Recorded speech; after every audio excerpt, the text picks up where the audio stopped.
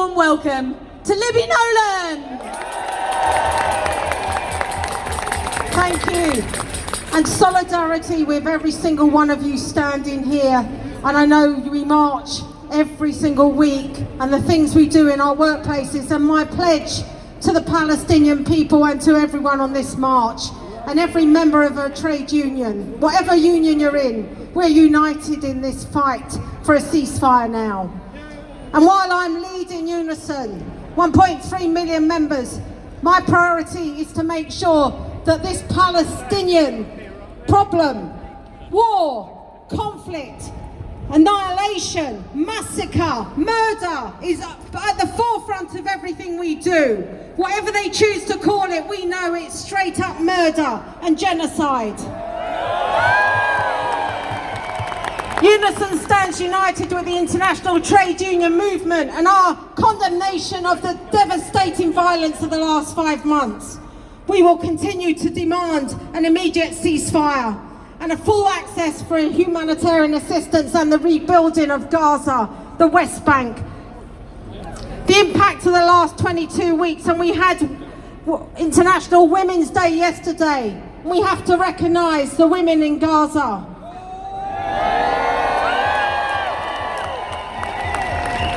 Solidarity to every single woman in Gaza struggling. We've seen dead parents, dead children, annihilated communities, amputations in children, babies with no feet and hands.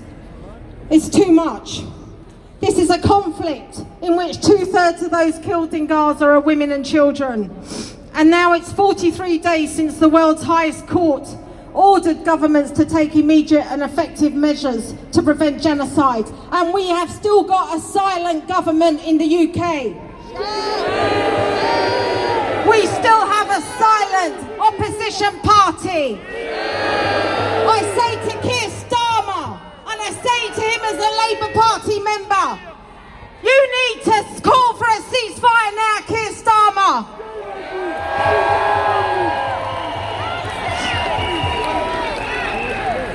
We call on world leaders to not only demand an immediate ceasefire and full access to humanitarian assistance, but to suspend the arms trade, the UK-Israel trade agreement until human rights are respected.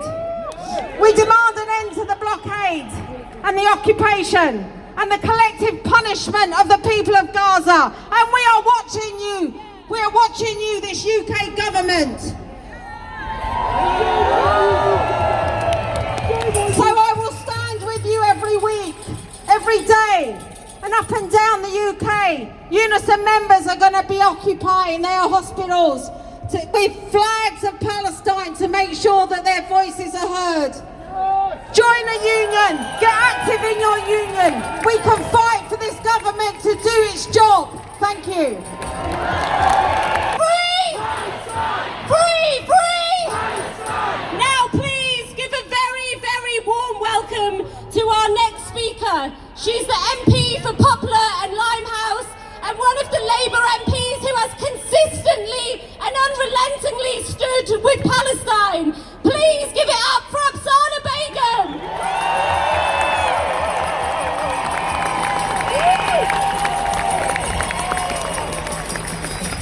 As International Women's Day was celebrated yesterday all around the world, women in Gaza were being killed, adding to the 9,000, an underestimate probably, who have already had their lives snatched away from them. I ask, how many of those women have been killed by UK-made weapons? And for those that escaped death, they spent International Women's Day fearing for their lives, trying to survive the brutal reality of this war on women, a term coined by the United Nations. A war on women, violence against Palestinian women, supported and facilitated by the UK and by the US. A relentless, nightmarish reality of violence and destruction. Women currently in Rafah are forced to live in deplorable and subhuman conditions with the atrocity of a ground assault looming.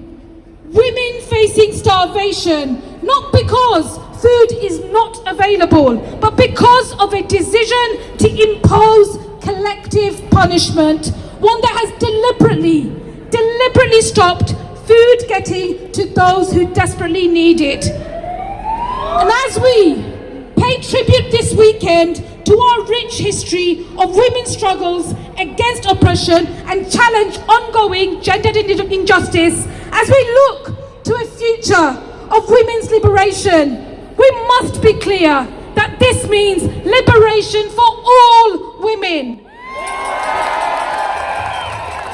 Our Palestinian women, not just like you and not just like me. The hypocrisy and double standards are very plain for all of us to see.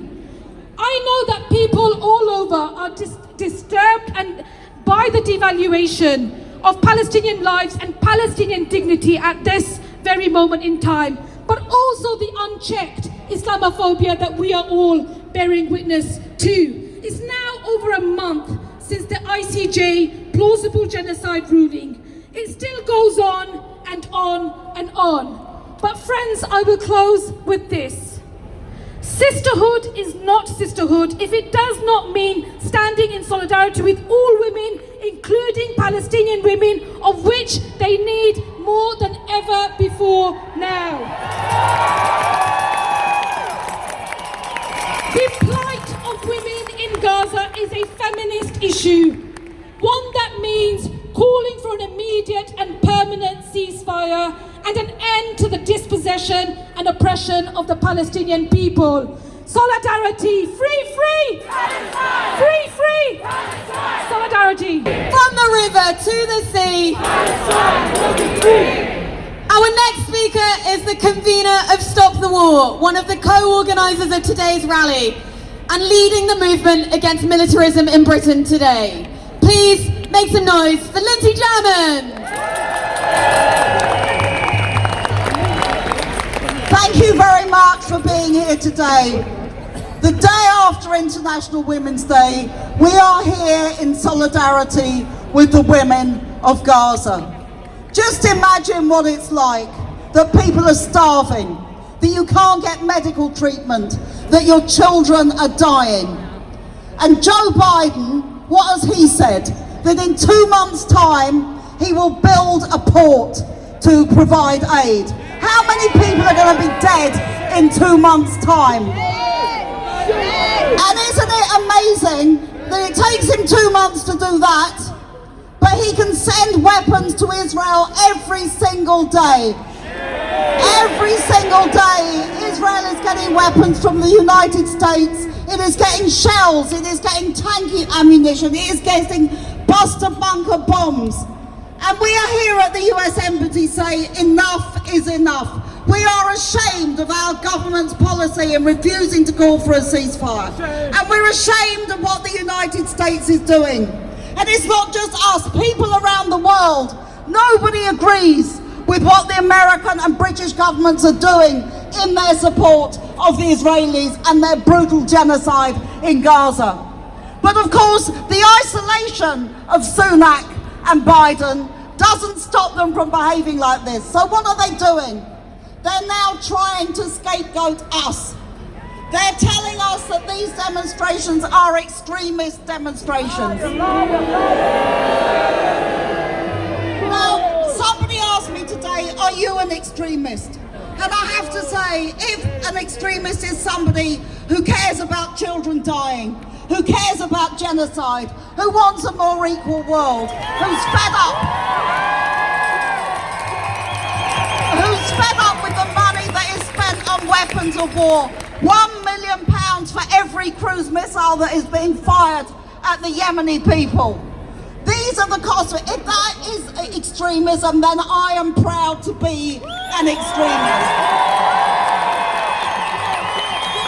And I'm proud to be here as well with the Muslim community, because the other thing that Sunak and Starmer are doing is trying to demonise the Muslim community, to say that this is a Muslim issue and that the Muslims are extremists. We are not extremists, we are actually speaking the truth. And let's remember There's been a big rise in anti-Semitism since October the 7th. There has been a big rise in Islamophobia since October the 7th. But there's one crucial difference. Islamophobia is being led from the state, from our government, from the media, from the politicians. And enough is enough. So we're saying to them today, and we should recognise they're attacking us because they cannot win the argument.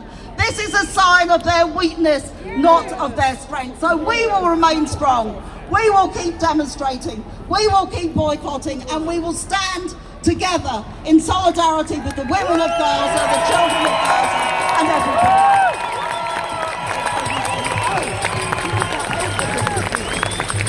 Put your flags in the air! Woo!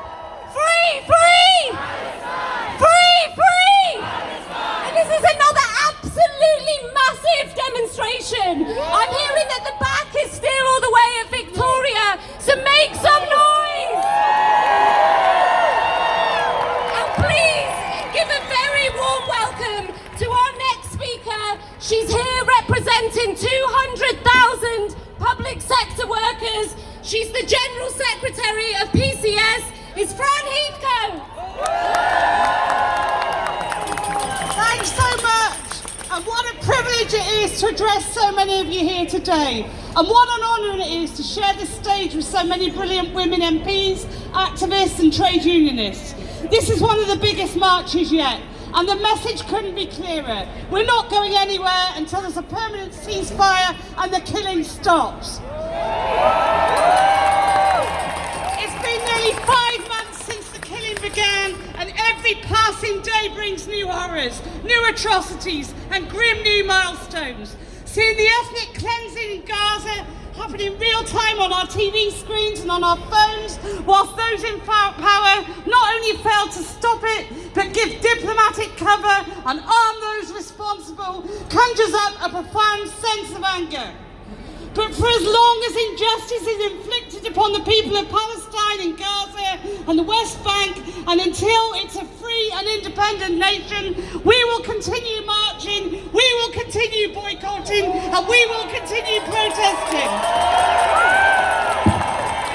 And that's where the hundreds of thousands of people here today come in. Internationalism is a core principle of the trade union movement, and standing up for the oppressed people everywhere runs through everything that we do.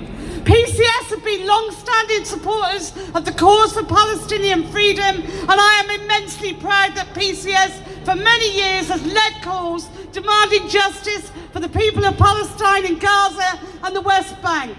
We were the first union to publish a statement in response to the escalation in violence, and we quickly agreed a £10,000 donation to Palestine Solidarity.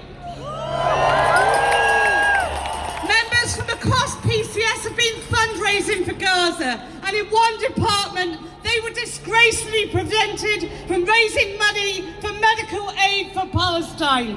The reason was that it was seen as too political and not in line with government values. What absolute nonsense. The response of PCS was swift. We immediately made a further 10,000 donation to medical aid for Palestine. An attack on one part of our union is an attack on all of us, and we will not hesitate to do it again. I want to take time to reflect on the catastrophic impact the genocide is having on the women of Gaza. It's staggering. There are around 60,000 pregnant women in Gaza, and with the health infrastructure all but obliterated, the consequences have been catastrophic. Miscarriages are up 300%. Babies are born anywhere, with whatever sharp object is lying around being used to cut the umbilical cord. Babies in displacement camps go months without being washed. And UNICEF has even reported of C-sections being performed on women post-mortem. Even as I read out that unimaginable human suffering, I simply cannot comprehend it. I cannot comprehend the level of cruelty and the brutality that the women of Gaza are experiencing. And a new genre of depravity has been born of the genocide. Gleefully sharing on social media grinning Israeli soldiers pose in bombed out homes raped in women's underwear and in their lingerie.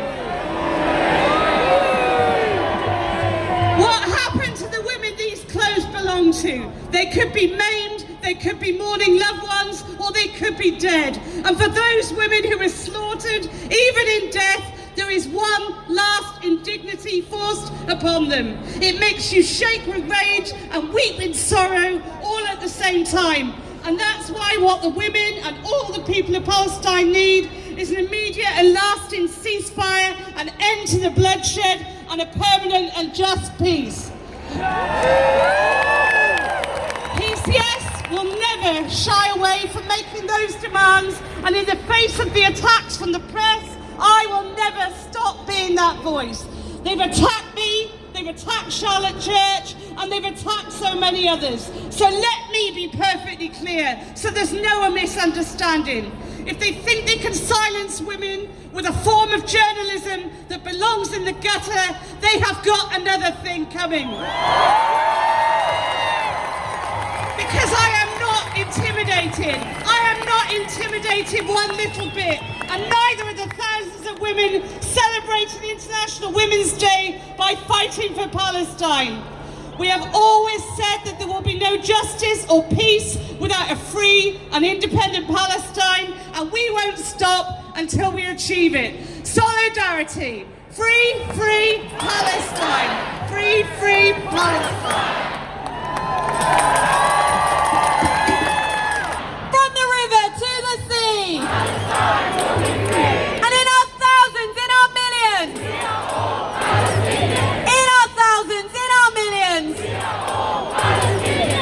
our thousands, in our millions. Now, I'm really pleased to announce our first estimate for the number of people on this march. And remember, the people are still joining, so it's only going to go up from here. We have got at least 250,000 people out in London today.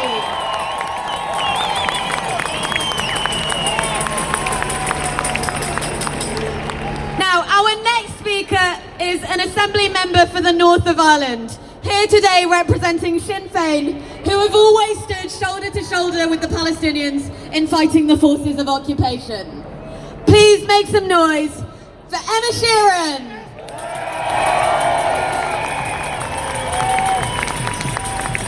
Giadíva Harja.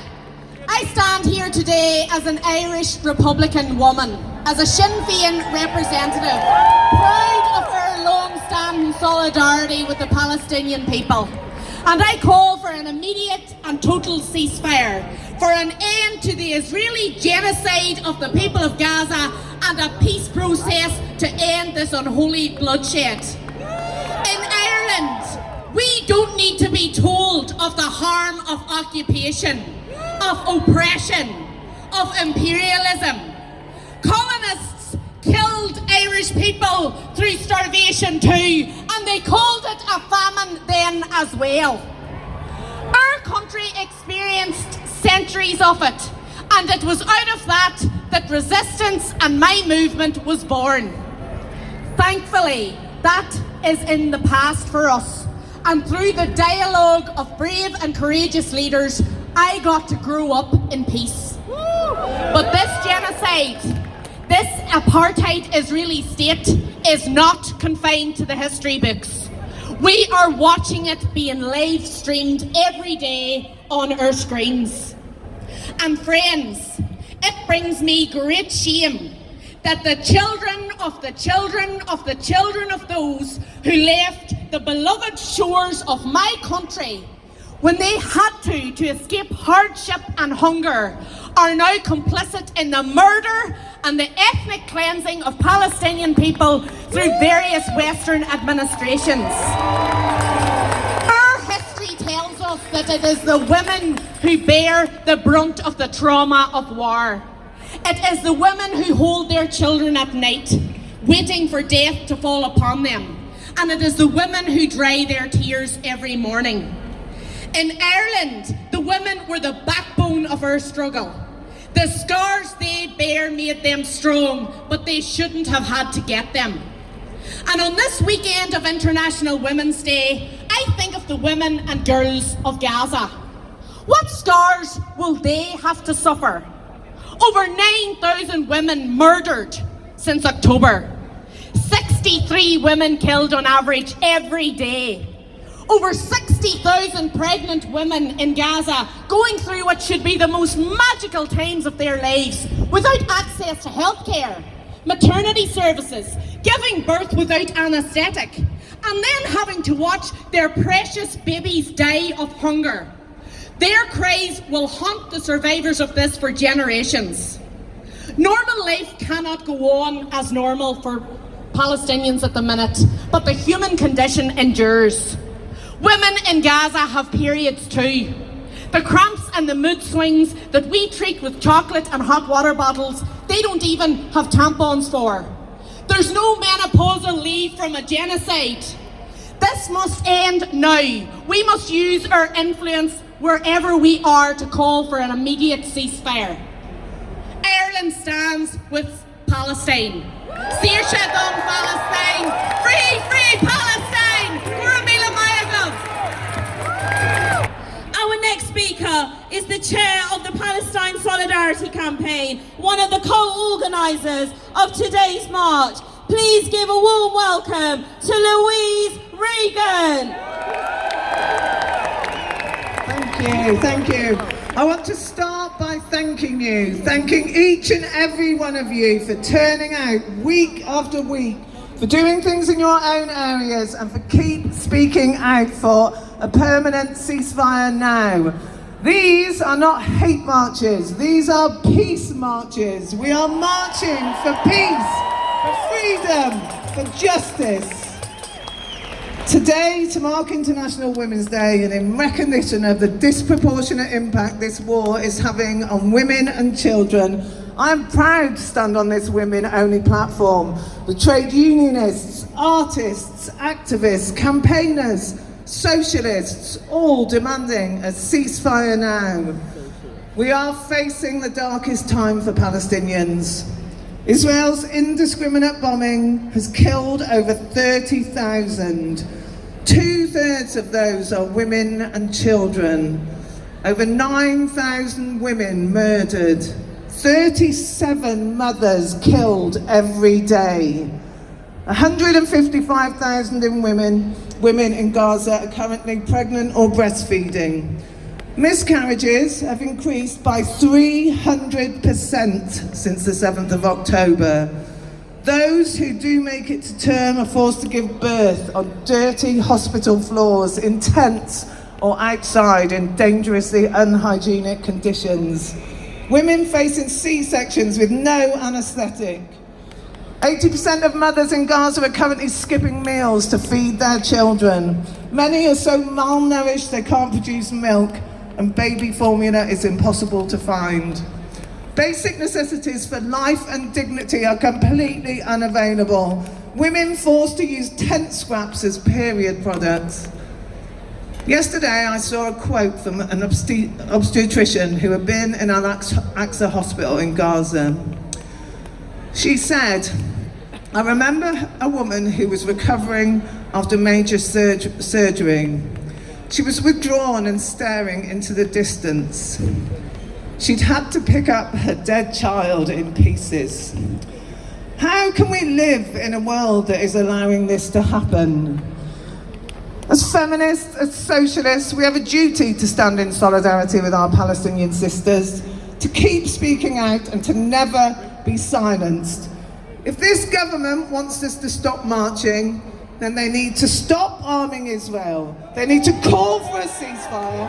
They need to fight for a permanent ceasefire. And they need to know we will not stop marching until there is a ceasefire. And then we will continue to campaign for long-term justice and freedom for the Palestinian people. Thank you.